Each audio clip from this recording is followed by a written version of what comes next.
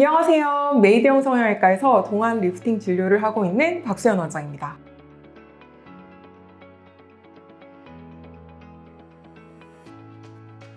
촬영하는 지금이 12월인데요. 이 시기가 되면 많은 분들이 공통적으로 고민하시는 것이 있습니다. 바로 피부 나이, 그 중에서도 처짐입니다. 그래서 오늘은 연령대별 피부 상태에 맞는 리프팅 방법을 효과적으로 정리를 해드리려고 하는데요. 같은 리프팅이어도 나이에 따라서 더 좋은 방식이 다른데요.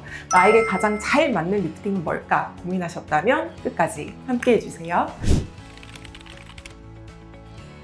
자, 우리가 리프팅이라고 말하는 큰 틀 안에서는 간단한 시술부터 수술까지 여러 단계가 있는데요. 가장 간단한 방법으로는 슈링크나 울세라 같은 장비 리프팅이 있겠고, 여기서 한 단계 더 가면 실리프팅, 그 다음으로는 이제 수술적인 거상이 있겠습니다. 사실 리프팅은 단순히 처진 피부를 올리는 것뿐만이 아니라 그 이상의 의미가 있는데, 요즘 슬로우 에이징, 저속 노화가 하나의 트렌드잖아요. 어쩔 수 없이 늙어가지만 최대한 노화의 속도를 지연시키고 싶어 하시는데, 그럴 때 리프팅은 현재 증상을 완화하고 앞으로의 노화를 대비하고 예방한다는 차원에서 중요한 역할을 한다고 할 수 있습니다. 자, 많은 분들이 리프팅에 관심을 가지지만 연령별로 피부 상태와 노화 진행 속도가 다르기 때문에 같은 방법을 사용하더라도 모두에게 동일한 효과를 내지는 않습니다. 그래서 연령대별로 추천하는 게 다른 이유는 당연히 피부 처짐의 정도도 다르고 지방의 양과 분포도 다르고 콜라겐의 정도, 밀도, 탄력이 다르기 때문에 그때 맞는 것들이 조금씩은 차이가 날 수 있는데요. 우선 20대 분들의 경우에는 20대에도 리프팅이 필요할까 생각하시는 분들이 계신데 의외로 필요한 경우들이 많습니다. 그럼에도 20대의 경우에는 피부가 그렇게까지 많이 처지진 않았기 때문에 과한 시술보다는 이중 턱살이나 턱선, 볼살을 정리하는 방향으로 좀 윤곽을 잡아주는 리프팅을 하면서 예방 차원에서 관리를 한다는 목적으로 접근하시는 게 가장 좋습니다. 그리고 본격적인 노화가 시작되는 30대부터 40대 가 되면 얼굴 처짐이 느껴져서 이제 고민을 하는 시기입니다. 실제로 이제 거울로 봐도 유관적인 처짐이 눈에 띄는 거죠. 아무래도 30, 40대부터는 이제 콜라겐이 급격히 줄어드는 시기이고 또 처짐도 눈에 띄는 시기이다 보니까 탄력을 개선시키고 확실하게 리프팅을 시키는 시술들이 필요한데요. 그럴 때 많이 추천드리는 것은 이제 울세라나 조금 더 적극적으로는 실리프팅입니다. 울세라는 초음파를 이용한 리프팅 장비로 강력하게 스마스층 혹은 진피층을 수축을 시키고 또 지방층도 일부 줄여주는 효과가 있는데요. 근데 한 가지 중요한 건 피부 자체가 너무 많이 처져 있거나 팔자 주름의 고랑 자체가 깊다면 이런 장비 리프팅만으로는 효과가 좀 없다, 미미하다라고 느낄 수가 있습니다.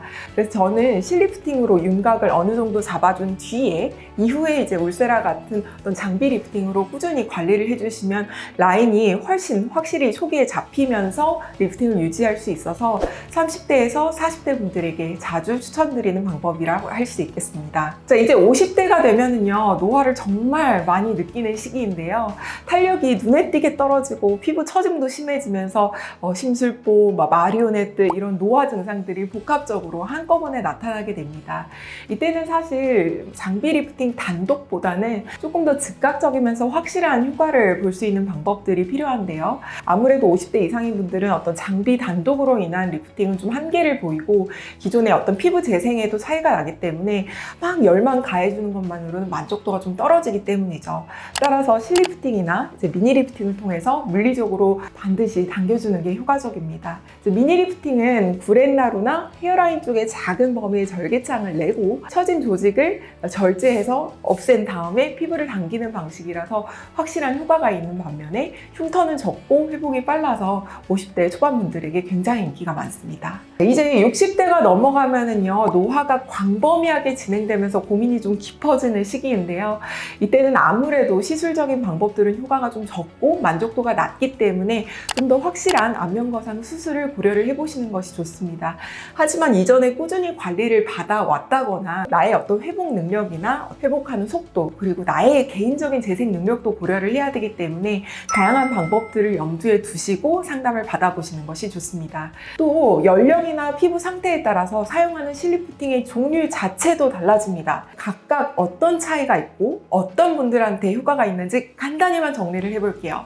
가장 실리프팅에 많이 사용하는 실루엣 소프트, 실루엣 픽스, 민트 세 가지 대표 주자로 나눠서 설명을 드려보자면, 실루엣 소프트나 실루엣 픽스는 주입하는 깊이에 차이가 있습니다.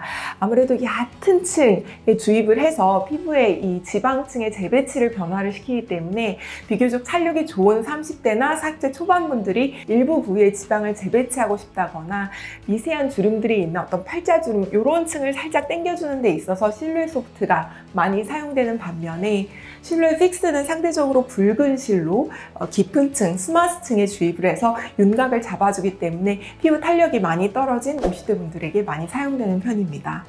팔자주름이나 마리오네트 주름이 굉장히 깊다거나 처짐으로 인해서 심술보가 무겁게 자리 잡은 경우에 유용하게 사용할 수 있는데요. 더불어서 민트실 역시 이제 360도의 돌기가 있어서 고정력이 우수하고 인장력이 뛰어나기 때문에 굉장히 저도 많이 사용하고 있는데, 간단하게는 요 눈거울이나 눈매 올리고 싶어하는 부분, 혹은 이런 짧은 부분을 교정하고 싶어하는 부분에도 리프팅 효과가 좋은 편입니다. 나이가 있는 분들은 실리프팅이 무조건 효과가 없다라고 이제 잘못 생각하시고 있는 경우가 많은데, 나이가 있는 분들도 실리프팅을 했었을 때 이제 조직 상태에 따라 효과를 보는 경우도 굉장히 많습니다. 반대로 나이가 어리다고 해서 이제 실리프팅만 한다고 리프팅 효과가 확 나타나는 그런 분들이 없을 수도 있는데요. 각자의 피부 상태나 지방량, 그리고 근육의 움직임 등을 세밀하게 고려를 해서 실리프팅과 함께 근막층을 한 번 더 잡아주는 어떤 미니 리프팅을 병행을 한다거나, 혹은 거상수술을 선행을 해준다든지, 혹은 리프팅 장비나 다른 시술들을 병행을 하면 충분하게 만족도를 높일 수가 있거든요. 그래서 굉장히 자세한 것들은 1대1로 상담을 받아보시고 결정을 하셨으면 좋겠습니다. 자, 오늘은 연령대별 리프팅 전략을 알려드렸는데요. 어디까지나 이제 가이드라인일 뿐 정답은 아닙니다. 가장 중요한 건 충분한 상담을 통해서 나한테 정말 퍼스널라이즈드한, 나한테 개인적인 맞는 방법을 찾는 방법입니다.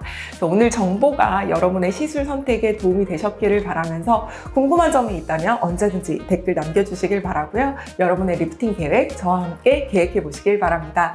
경청해 주셔서 감사합니다.